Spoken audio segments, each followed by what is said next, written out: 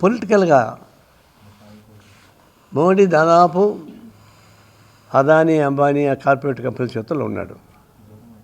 వాళ్ళకి ఏది కావాలంటే అది చేస్తున్నాడు,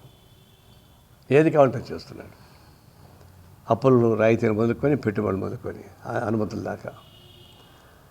మనకు కూడా ఎఫెక్ట్ అవుతా ఉంది. ముఖ్యంగా ఆంధ్రదేశానికి తెలంగాణ కూడా ఎఫెక్ట్ అవుతా ఉంది. ఆంధ్రదేశానికి మరీ ఎక్కువ ఎఫెక్ట్ అవుతా ఉంది. దానివల్ల ఇప్పుడు మనకు నష్టం వస్తూ ఉంది. అదానికి మొత్తం విశాఖపట్నం మొత్తం అప్పగిస్తున్నాడు, విద్యుత్ మొత్తం అప్పగిస్తున్నాడు, అన్ని రకాలుగా అప్పిచ్చేస్తున్నాడు. పోర్టులు ఆయనకి వశమైపోతున్నాయి, ఎయిర్పోర్ట్ ఆయనకి వశమైపోతున్నాయి, ల్యాండ్స్ మొత్తం అసలు వశమైపోతున్నాయి. ఇవన్నీ ఒక కాన్సన్ట్రేషన్ చేస్తూ ఉంది. ఈ సంఖ్యల నుంచి ఇరుక్కుపోయే అవసరం ఉందా?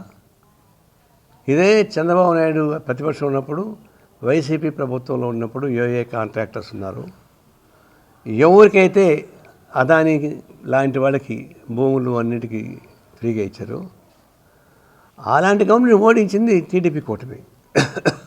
మరి టీడీపీ కూటమి అధికారంలోకి వచ్చిన తర్వాత వాళ్ళు విడిచిపెట్టిన బూట్లోని కాళ్ళు పెట్టి తిరుగుతున్నారు.